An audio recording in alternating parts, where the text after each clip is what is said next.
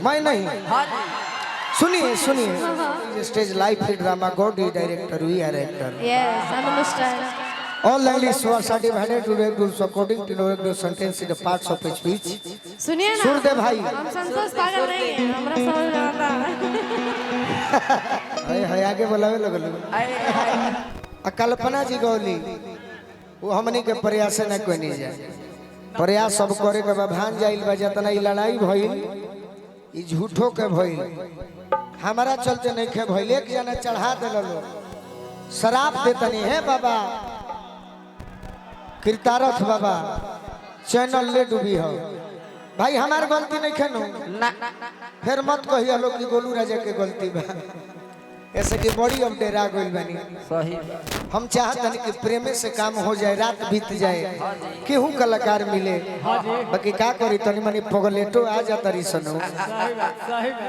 नेहा जी आप आइए इधर थोड़ा रह ना भाई। बोलिए बोलिए, क्यों आप हमसे गुस्सा है बताइए। गुस्सा हम किसी भैया आवाज बढ़ा दीजिए। ये माइक लीजिए, माइक के साथ जान लीजिए, बाकी बोलिए कि क्यों गुस्सा है। देखिए हम किसी से गुस्सा नहीं होते, ठीक है, बट कोई होता है ना कि जो जानबूझ के चाहता है कि निष्ठा को परेशान करना। हम नहीं आप नहीं, और भी लोग हैं, बहुत लोग हैं। अभी मैं प्रेम से ही पंकज को बुलाई ना कि भाई आओ गाओ। पंकज को छोड़िए, हमसे आप गुस्सा है? नहीं मैं किसी से गुस्सा नहीं हूँ, मेरा किसी से कुछ गुस्सा नहीं तो है। आपके प्रति अच्छा हमारा बताइए, आप मेरा मतलब खेत उत काट के रखे हैं? छोड़िए खेत का। नहीं ना, तो फिर काहे ला गुस्सा होंगे आपसे? तो क्यों आप ऐसे कर रहे हैं? मुझे थोड़ा अजीब लगता है। सारे लोग आपका शिकायत कर रहे हैं, पूछिए आप।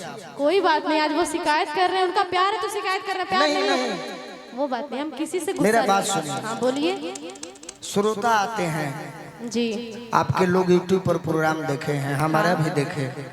मेरी बात समझिएगा, मैं आपसे जूनियर मानकर कहता हूँ। नहीं आप सीनियर हैं, हम तो जूनियर हैं। लेकिन सारे लोग आपका शिकायत करते हैं कि बड़ी लड़की टेढ़ है, घमंडी है, लेकिन मैं जानता हूँ कि आप घमंडी नहीं हो। नहीं, आप खुले दिल की लड़की हो, लेकिन हमसे क्या दुश्मनी है? दुश्मनी कुछ नहीं है, कुछ नहीं। और पंकज के खीस हमारा पर मत उतार दो ना, केकरो पे खीस नहीं का, जे हमसे टेढ़ियाई हम टेढ़ियानी बस। हम ना टेढ़ियानी। हाँ मित्र Shriman Narayan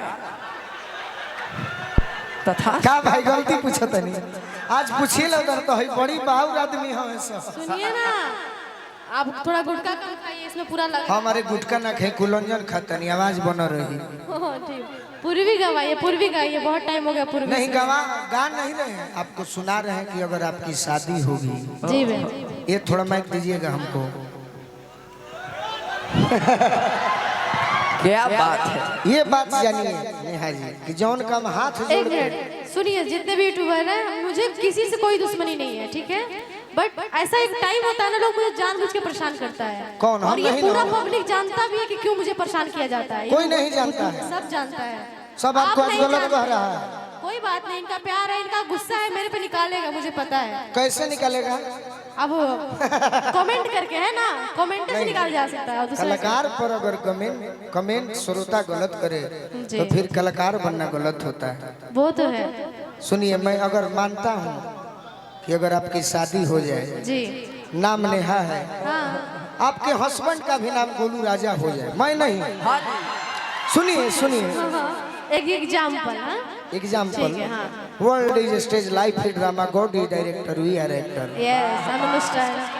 All languages are divided to rules according to the sentence in the parts of speech. सुनिए ना, सुन दे भाई। हम संतोष पागल नहीं है, हमरा समझ में आता है। अगर मान लीजिए एग्जाम्पल, हाँ एक भरत शर्मा जी गाना गाए थे। आगे हाय आगे बोलावे लगल। सामने आइए, थोड़े हाँ, पब्लिक को भी सामने दिखाई देगा ना। अगर ये चाहत तू बैठो, अब हमनी के हो जाए। तू बैठा जा यार, आप करो।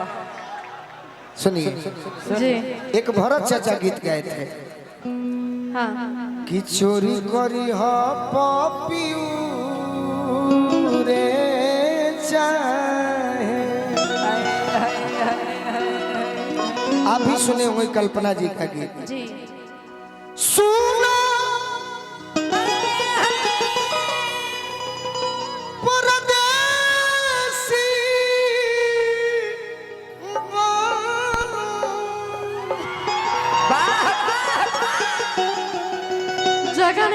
जाते हो तो इसलिए इधर आ गए। गिरने नहीं देंगे जीवन में, नहीं उठना है। थैंक यू, आशीर्वाद रहे बस। गिरने नहीं देंगे जीवन में। मैं सबका सम्मान के हूँ, आपका भी सम्मान करता हूँ। हाँ जी। अरे हो मुझसे नहीं ढीली देवरा तोड़ी किली।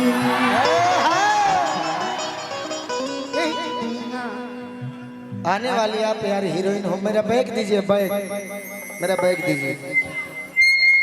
ए सिटी भाई, ये गाना बस सुना कर मैं, हाँ बिल्कुल। आप कहिएगा तो बैठ जाऊंगा, कहिएगा तो चले जाऊंगा। पूर्वी सुनाइए, पूर्वी से मुझे बहुत प्यार पूर्वी होता रे। है और कल्पना जी से प्यार है थोड़ा। आज कल्पना जी का बर्थडे, जरा ताली बजा दीजिए एक बार कल्पना जी के नाम पे। पूर्वी से प्यार है, जो गा रहा है उससे दुश्मनी है। नहीं नहीं, आपसे भी बहुत लगाव है, आप मेरे भाई समान है। एक लड़की, हाँ जी। सुनिए भाई, हाँ। हटी है नाउ मालिक, हटी केवट भाई, हटी महाराज, हटी। चली गंगा ऊपर। न तो लड़का जात के मुआ दिए सब। देखिए नेहा जी, जी एक लड़की की शादी होती है, हाँ। एगो लड़की के बियाह हो जाता, हाँ जी।